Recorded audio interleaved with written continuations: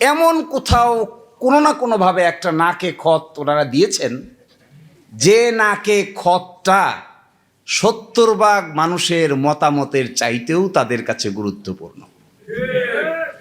অন্যথায় আমরা সাধারণ মানুষ বুঝি, সামান্য লেখাপড়া করেছি আমরা বুঝতেছি জনগণ কাকে বলে। এরা কি বুঝে না জনগণ কাকে বলে? এত জ্ঞানী বিজ্ঞ পার্লামেন্টারিয়ান নিশ্চয়ই বুঝে। এই জায়গায় দেখবেন পার্লামেন্টের ভিতরে গিয়ে হবস বলে, লক্স বলে এবং রুশুর কথা বলে, প্লাস বলে হইল সোশ্যাল কন্ট্রাক্ট থিওরির কথা বলে। তার মানে কি ওনারা বেশি লেখাপড়া জানেন?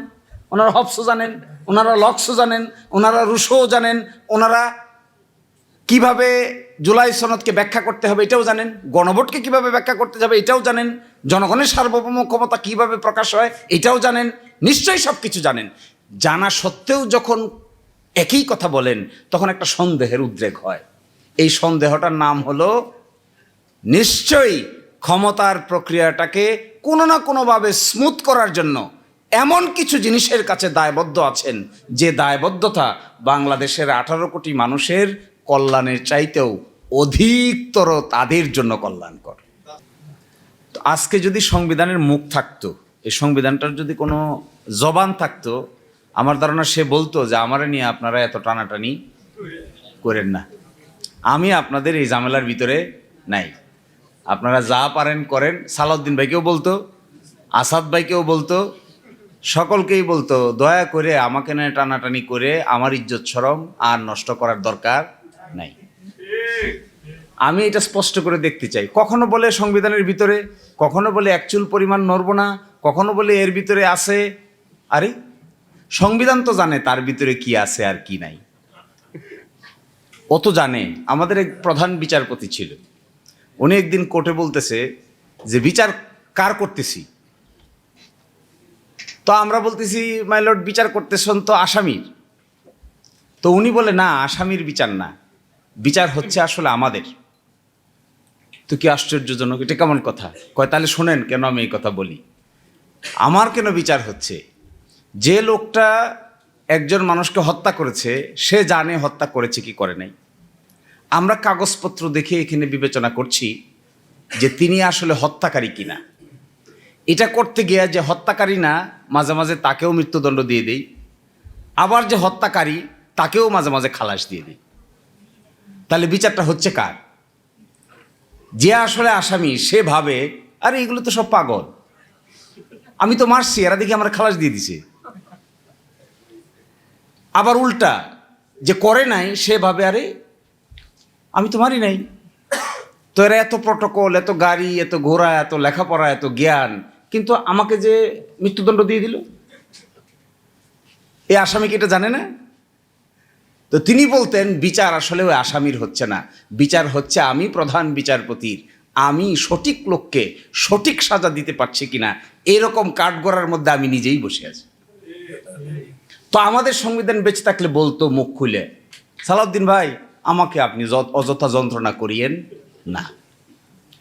আমার এটাও খুব মনে হয়, একেবারে দাঁড়াইয়ে বলে ফেলতো কিন্তু স্পিকারের পিছু থেকে দাঁড়াইয়ে, যে মিস্টার আসাদুজ্জামান আবার দৃষ্টি আকর্ষণ করতে পারতো, ইফ ই হ্যাড ভয়েস দৃষ্টি আকর্ষণ করতে পারতো, মিস্টার স্পিকার দয়া করে আপনারা এই মহান জাতীয় সংসদে আমাকে নিয়ে আলোচনা না করলে আমার ইজ্জতটা কিছুটা হলেও বেঁচে যায়।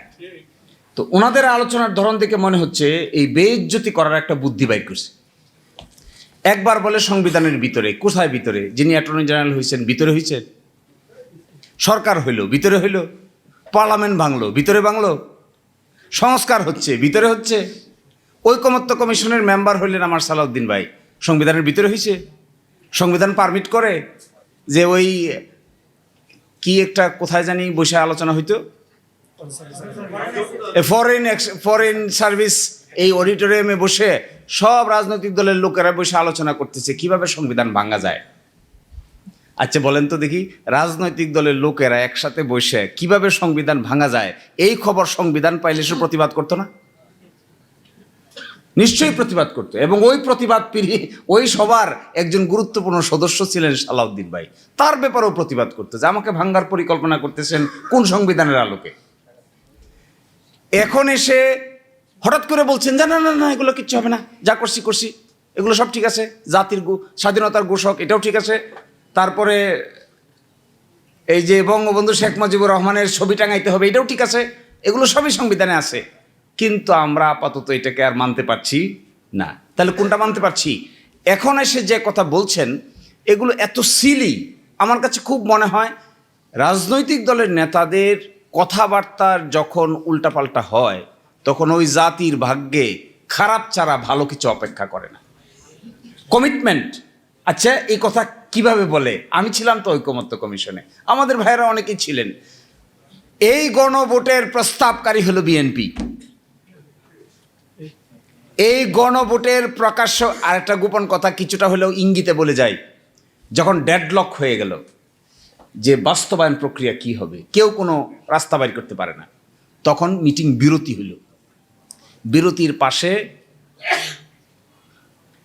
একটা নিকোটিন খাওয়ার জায়গা ছিল, ওই জায়গার ভিতরে অনেকেই গিয়া বুদ্ধি বাইর করতে না পারে ওইটা খাওয়া শুরু করলেন।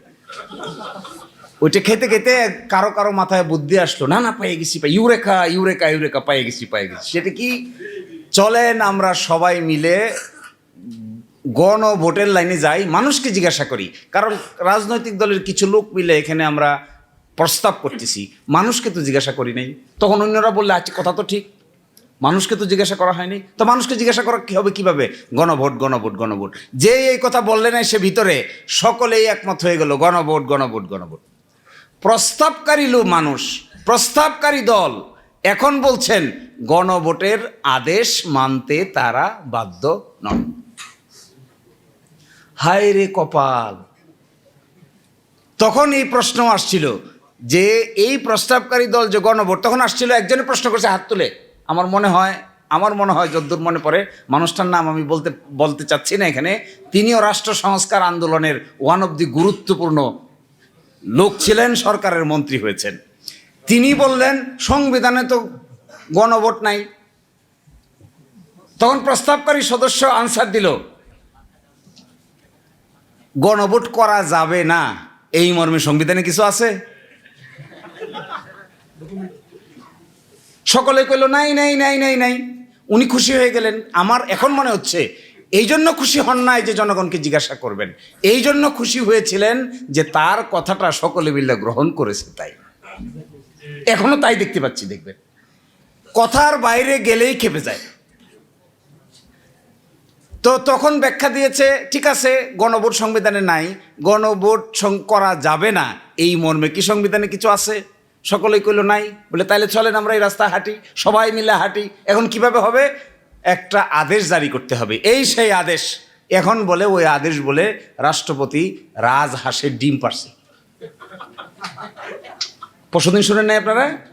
সংসদে যে রাষ্ট্রপতিকে একটা অশ্বডিম্ব পাড়ানো হয়েছে। রাষ্ট্রপতিকে উনি জিজ্ঞাসা করেছেন যে অশ্বডিম্ব কিভাবে পারলো? উনি বলছেন অশ্বডিম্ব পারে নাই, পাড়ানো হয়েছে। এই যে অশ্বডিম্বটা পাড়ানো হয়েছে, এই অশ্বডিম্ব বাচ্চায় রূপান্তরিত হয়েছে, তা দিছে, গণভোট হয়েছে, বাচ্চারা কিলবিল করতেছে। এখন ডিম্ব অস্বীকার করলে কি আর বাচ্চা অস্বীকার করা যাবে? ডিম না হয় আপনি অস্বীকার করলেন, বাচ্চা গণভোট তো হয়ে গেছে, বাচ্চা ফুটে গেছে না? গণভোট হয়ে যাওয়ার পরে 70 ভাগ লোক এটার পক্ষে রায় দিয়ে দিছে। এর মানে কি? খালি বাচ্চা কিলবিল কিলবিল কিলবিল কিলবিল করতেছে। এই কিলবিল কিলবিল বাচ্চাটাকে এখন আপনি বলতেছেন এগুলো সব আন্ডা পর্যায়ে আছে।